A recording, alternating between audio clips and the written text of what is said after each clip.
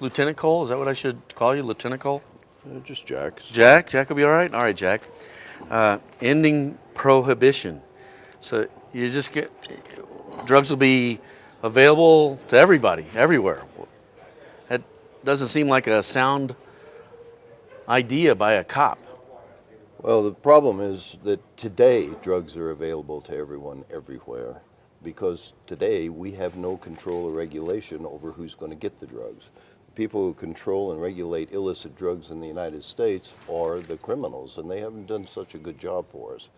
So we say, let us take back that responsibility. Let us control and regulate these things. Let us set age limits to keep our children from getting a hold of these drugs. Let's get them off the streets. You know, our kids for the last 30 years have said in every government survey it's easier for them to buy illegal drugs than it is to buy beer and cigarettes. So that doesn't make sense to me. Why don't we make it at least as hard for them to buy heroin, cocaine, and methamphetamine as it is to buy beer and cigarettes? So you think 18 years old is a good age to be able to buy methamphetamines or cocaine or heroin? We don't think any age is a good age to buy any of these illicit drugs. Nobody at LEAP wants to see one additional drug abuser in the world. And if we thought that that was what was going to happen from what we're doing, we just wouldn't be doing this. You got to remember, we're law enforcers. We spent our entire careers fighting against drug abuse, and we haven't changed our mind about that at all, Mike. What we've changed our mind about is what is the best way to reduce drug abuse?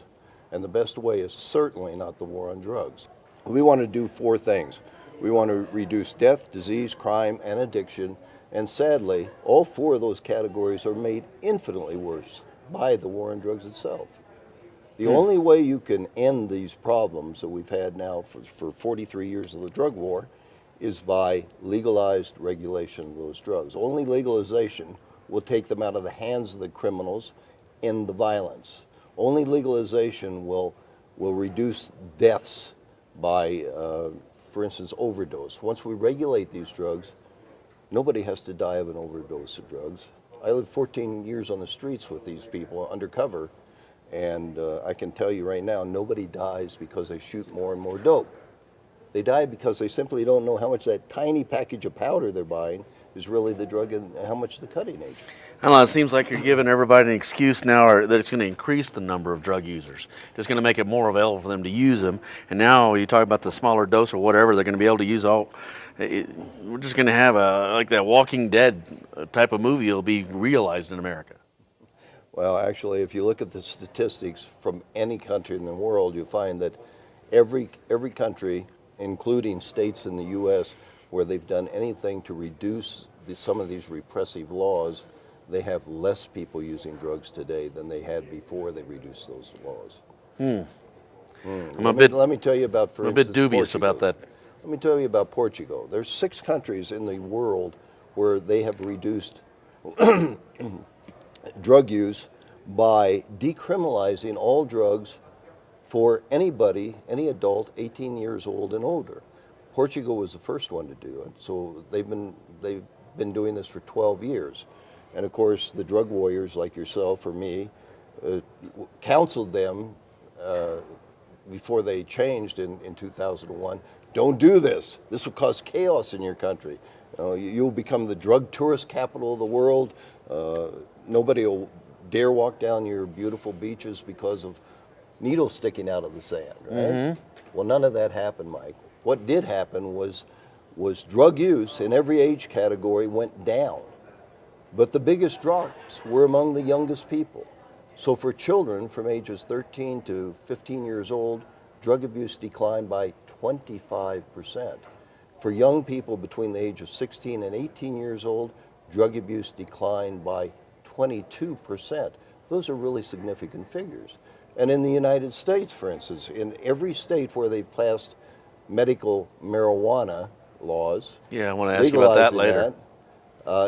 The use of marijuana among the teenagers has declined, not gone up. You got me thinking about a lot of different things there, but if we just, why not just fight for decrim? You want a decriminalization. You want this across-the-board prohibition for everything. If Portugal's so successful with a decriminalized effort, why not just duplicate what they did. Decriminalization is very good. It's very much better than what we have. We have full prohibition. But decriminalization will never compare to legalization. And the reason is because decriminalization will not end the violence. Only legalization will end the violence. And the reason for that is when you decriminalize, you only decriminalize for the user. Everybody else in that chain is still a criminal. That means that people are still willing to kill each other in order to control this very lucrative market out there, this criminal market. But once you legalize, that market no longer exists. Well, let's get back to this medical marijuana thing you brought up. It's pretty darn easy, I understand, out in California to get so-called script for just about anything. You know, sounds like it's really doesn't. You don't have to have any kind of medical problem at all. All right, and whether it has benefits, why not just use? Well, we've got a lot of pharmaceutical drugs that can be taken instead of, for example. I haven't seen any statistics that shows that medical marijuana benefits anybody other than just helps them get over some problem they might have. Well, if you haven't seen the statistics, I suspect it's because you're not looking very hard. There's statistics everywhere that show that medical marijuana really works in so many different cases. AIDS, hepatitis, cancer, people that are wasting away because they can't eat any longer because these very powerful drugs that you're suggesting they take from prescription companies cause them to vomit when they want to eat instead. And actually medical marijuana, taking that allows them to intake food without getting sick over it. It does so many things. You know, this has always been a circular argument. A circular argument? Yeah, the circular argument. What do you mean by that? For your side. It used to be my side. It's a circular argument. What I mean by it is the DEA tells us we can't legalize marijuana because we don't know enough about marijuana. So we say, well, let us study marijuana and give you some real scientific evidence about this. And they say, oh no, we can't do this. That's a Schedule I drug. You can't study it. So how are we supposed to change these things? How are we supposed to convince you that this stuff does work if you won't even let us study it? One of the things that really bothers me is we have lost a lot of honorable men and women in the fight, in the war on drugs to make America safer. And here you are dishonoring their service, dishonoring their lives, what they did.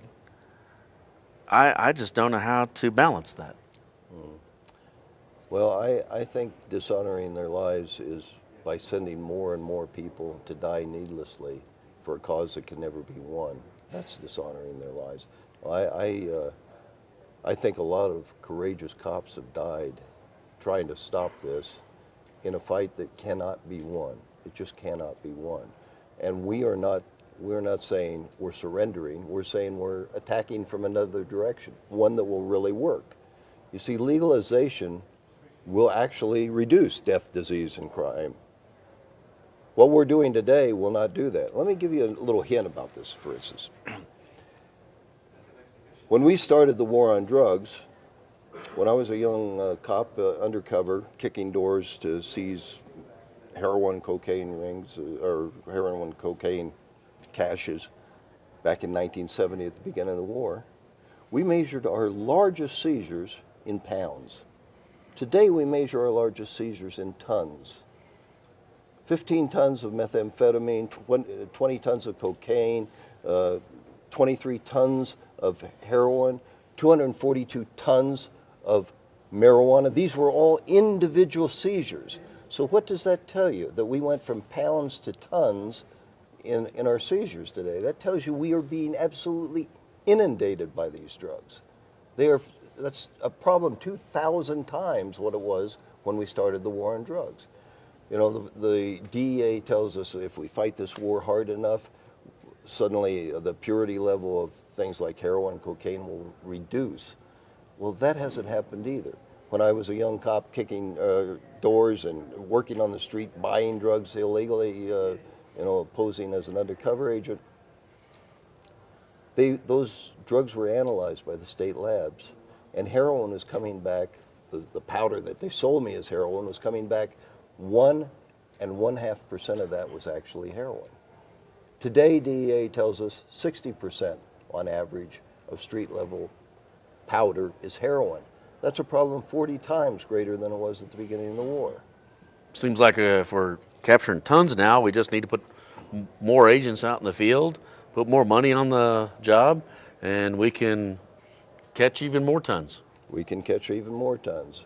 And when we do that, the drug dealers will send even more tons in here. For 43 years, we have, according to our government, we have been seizing about 10% of the drugs that come into this country. The government also says that we'd have to seize 75% of it to see any significant reduction in drug use. We're never going to get to that point. The more people you put on the street to seize the drugs, the more drugs are going to come in. The more we fight this war, the more people, the drug dealers are able to make from this. You know, the harder we fight, the more money they make. It's a very strange situation.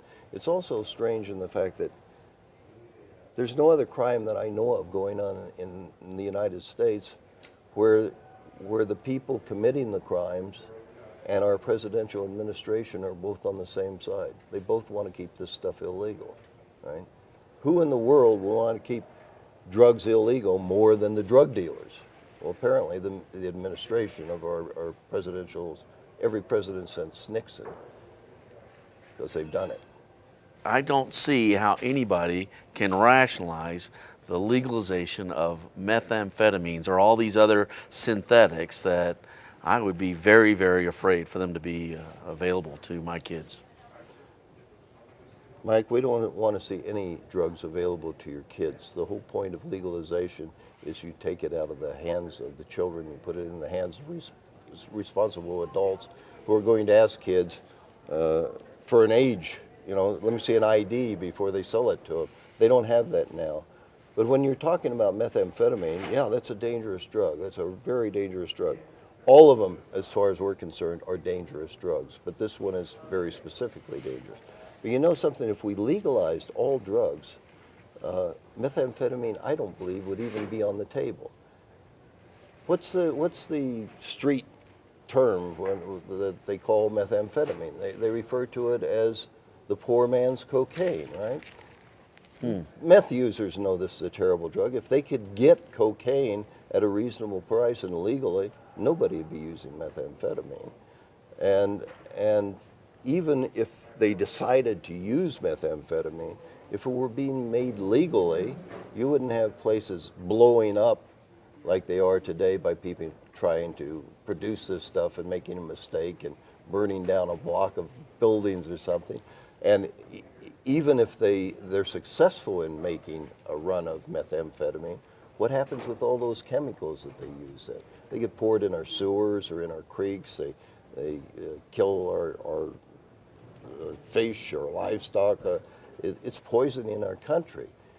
That wouldn't be happening if this was legal and was regulated. So things would get better. We're talking about harm reduction, really. And this is the most important harm reduction thing you could ever talk about. Legalizing regulation of drugs will reduce all of these harms, not just a little bit of harms. Like if you talk about harm reduction, well, let's allow heroin users to get free needles or something. That'll reduce it a little bit. But why don't we just legalize all drugs, regulate all drugs? You know, when we regulate drugs, we can end overdose deaths, as I said. When we regulate drugs, we can prevent half of all potential cases of AIDS and hepatitis. Because according to the Centers for Disease Control in this country, 50% of all new cases of AIDS and hepatitis can be traced directly back to intravenous drug users sharing needles. If those drugs were legal, they wouldn't have to do that. Think of all the lives we could be saving. How about all the damage we do to our young people We've fought this war on drugs now for 43 years, and in that 43 years, we've made more than 46 million arrests in this country alone for nonviolent drug offenders. Teach them a lesson. 46 million. Teach them a lesson. What it teaches them is they can't find jobs, they can't find work, and they got to eat, they got to do something, so they're driven right back to this drug culture, the very group we say we're trying to save them from. When I was a young cop out there undercover, about 1,000 young people went to jail as a direct result of what I did as one undercover agent. And let me tell you something, I don't know how many of those people would have gone on to have a perfectly happy, healthy life had I not intervened, but I'm sure that number is huge. Think to yourself, how many people you know personally that ever used an illegal drug when they were young and then quit and went on to have a perfectly happy life? You can do that if you weren't arrested. If you're arrested, your chances are over. See, I use those people. You can people get over an addiction. You'll never get over. I use those people as examples to teach my kids, don't do that, or that's what's going to happen for you. Unfortunately, we got to have some of those examples. Well, I don't think we ever have to have that kind of examples. You know, in the first place, this is a consensual crime. This is a crime when it's between adults. It's a consensual crime. Both the user and the seller get something out of this transaction, and it's when we task our police with enforcing these laws against consensual crimes that we get our police in big problems all the time. That's when we run into all this kind of corruption. You almost never hear of a case of police, for instance, lying on the stand in a case of murder investigation or rape investigation, something like that. But here, we've created this numbers game with police over the drug laws and we've taught our cops, you've got to go to war. This is a war we're fighting. That's a terrible metaphor for policing in a democratic society. Because when you're taught to go to war, you have to win no matter what. It doesn't matter. If your job is to put drug dealers in prison, then it doesn't matter how you get them there. And some of our police actually believe that we know who's stealing drugs on the street. We know who was out there yesterday. We know who will be out there tomorrow dealing the drugs. If we rouse somebody and they don't happen to have drugs on them today, well, you know, if we just planted some on them, they're going to go to prison. Our job is done. We actually took care of the business we're supposed to when we're fighting a war. That's not policing. Policing, the whole idea of policing is to solve crimes, to solve problems before they even become crimes, before you have to arrest people.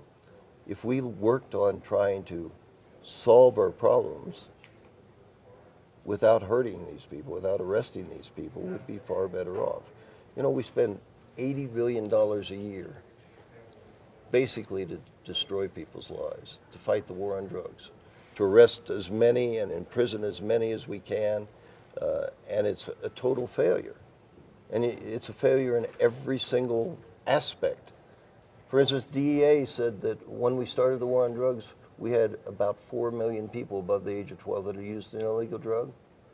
Today, DEA tells us we got 121 million people above the age of 12 who've used an illegal drug. Well, 4 million people in 1970, that was 2% of that population. 120 million people today, that's 46% of this population. We've got a problem 23 times greater than it was when we started this war.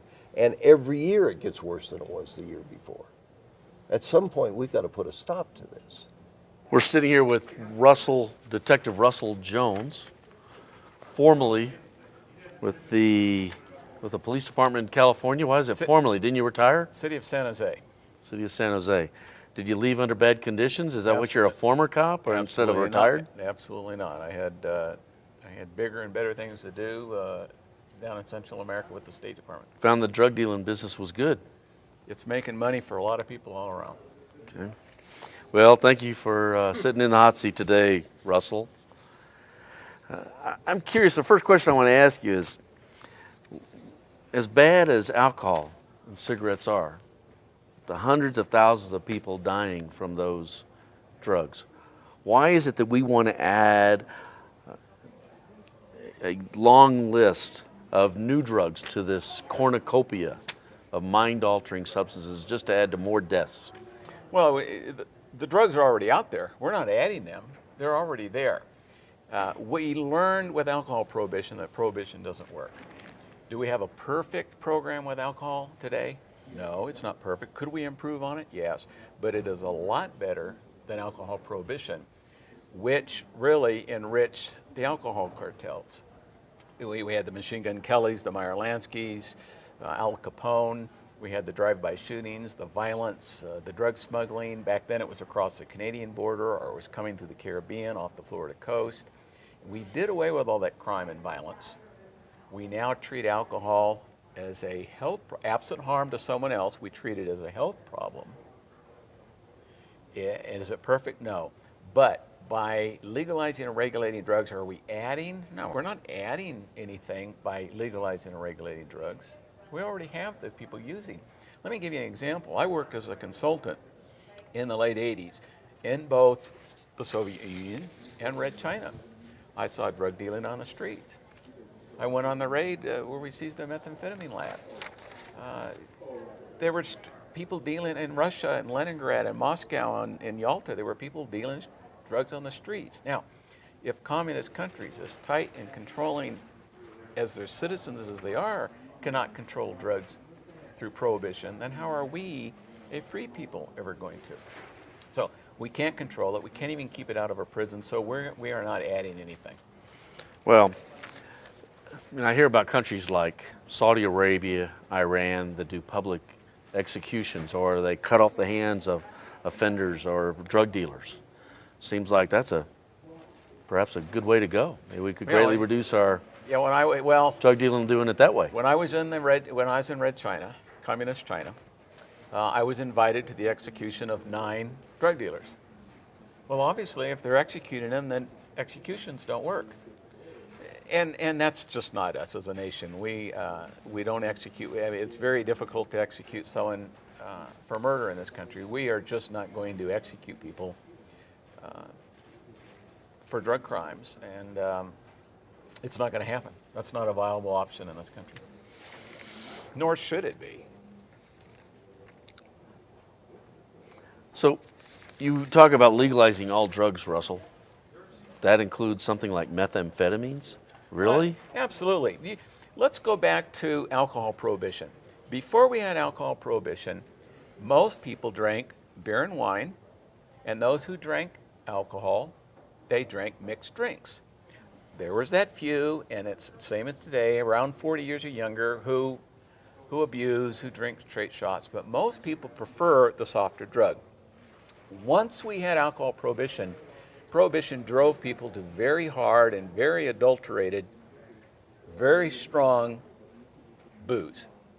It was 180 proof booze. Because if you're going to deal in an illegal market, you're going to deal in the strongest product you can. It's the best product to transport and hide. You're not going to fool around with beer. As soon as we re-legalized alcohol, everybody went back to beer and wine. Okay. When I started the war, I started law enforcement right at the beginning. I was in law enforcement when we began the war on drugs. Amphetamines were fairly easy to get. You could go to your doctor, you could get a prescription. In fact, when I was in college, I remember kids would go to their doctor and they'd get a prescription for amphetamines. They'd say, "Doctor, I got an exam coming up on Monday, a midterm or a final. I need to cram this weekend." Doctor would write you a prescription for amphetamines. As soon as we, though, clamped down on the war on drugs, as soon as we made it very hard to get certain drugs, well, the drug cartels aren't going to make the soft drugs. Just like during alcohol prohibition, the alcohol cartels didn't make beer. They made a very strong and powerful product. Drug prohibition has resulted, the unintended consequence of drug prohibition has been crack cocaine, methamphetamine. I can make methamphetamine in my bathtub real easy. Crack cocaine is a product because powder cocaine is very susceptible to moisture, to the elements, it's hard to transport, and you can't sell it unless, back when I was buying cocaine, you couldn't buy it in less than about $125 increments. As soon as the drug cartels figured out how to make crack, which is just cocaine, but it's in a rock form. It's not water soluble. You can carry it around in your cheek. You smoke in neighborhoods like fire in the 1980s. And you want to legalize that and make it available to everyone. Well, because everyone will go back once you regulate and legalize, people will go back to the softer drug. For example, if you are Bolivian and if you're a native Bolivian and you live in Bolivia, and you want to use cocaine, it's legal. But they don't smoke crack cocaine. In fact, they chew on coca. That's the preferred way. When cocaine was legal in this country, the overwhelming, most popular method of taking it was in Coca-Cola. They took it in very mild forms, but we prefer the mild form. Today, everyone who drinks alcohol prefers beer or wine. In fact, what's the most popular beer? Light beer. We drink it. And those who do drink mixed alcohol, they drink it in mixed drinks. So people will go back from the hard crack to the methamphetamine, and they'll go back to amphetamines, which, by the way, are legal in the United States today. Our military gives amphetamines to pilots on long missions. They give it to our soldiers. I personally know they give it to our SEAL team members who are on very long missions and need to stay awake.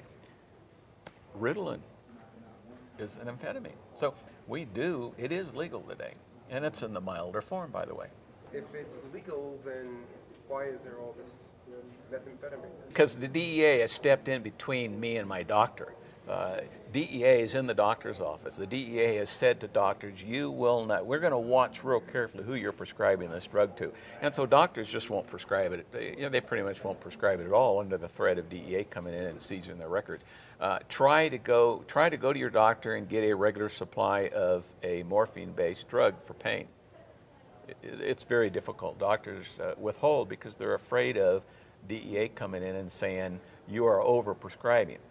So it's really hard to get a prescription for amphetamines or the opiates because the DEA is in my doctor's office. And DEA wants to get into my doctor's office and tell them, now I don't use drugs. I'll tell you what, if I came down with multiple sclerosis or if I had to take cancer treatment and a doctor recommended marijuana, I'd be right there in line. If I had to go to another state, I'd take it. See, the state I live in, Texas, and in most states, the DEA is in my doctor's office saying you can't prescribe that. Russell, aren't you afraid that legalizing drugs is just going to lead to more drug users? I mean, to me, I think that there's a lot of people out there that haven't tried marijuana and they're like, I think it's time to try some marijuana now. Well, and that certainly may occur. I'll guarantee you that the reported use of drug will go up because today people use drugs, but they won't admit it in a survey because drugs are illegal. So the reported use of drugs will go up. Will the actual use of drugs go up? Probably, at least temporarily as people experiment. But I can go to a Rotary Club or a Lions Club or a college campus and say, if drugs were legal today, how many in here would try heroin? No one will raise their hand. I mean, the people who are basically want to use drugs are using today. But I think you really need to keep in mind that today the drug cartels are not brewing alcohol in their bathtubs and selling it on our school parking lots. The drug cartels are not growing tobacco in our state and federal forests because those are illegal and regulated products. So they're selling the illegal drugs, which means and they use multi-level marketing techniques, which means, by the way, multi-level marketing technique, there's nothing wrong with it. We have, Amway, Mary Kay, Tupperware, they all use multi-level marketing techniques. And basically, someone who's dealing in these products throws a party at their home, they invite people in, they give free samples, whether it be makeup or vitamins or Tupperware, they give free samples. People try them, they like them, then they start selling them. After a while, if you're buying and if you show interest, the person who you're buying your product from will say, well, why don't you become a dealer? And everything's handled by contracts, and there's rules, and there's regulations, and it's a normal business, and if there is a dispute, you get an attorney. Well, the drug dealers use multi-level marketing techniques. They go to they go to the high school and college parties. They give out free samples because they can't sell to another dealer's existing customers. That's what leads to these turf wars and these drive-by shootings and this gang warfare. So they recruit our kids, and as soon as our kids find a drug of choice, then they say, well, okay, now I got to start charging you. And then our kids, if a kid sees, wow, I have an opportunity to make a little extra money here, they talk them into becoming dealers. So the black market is actually out there building a business which is not done with the legal product. You do not have multi-level marketing in tobacco or in alcohol. You know, you don't have drive-by shooting. When's the last time you had a drive-by shooting between Coors and Bud Light? When's the last time Marlboro hired a 12-year-old kid to run tobacco from one street corner to another? But in the illegal market, you have this. In the illegal market, you have people out there trying to build a business, so they are turning our kids on. So, you know, if you talk about a gateway drug, the biggest gateway is prohibition, because it allows full 100% control of the production and the marketing to the drug cartels.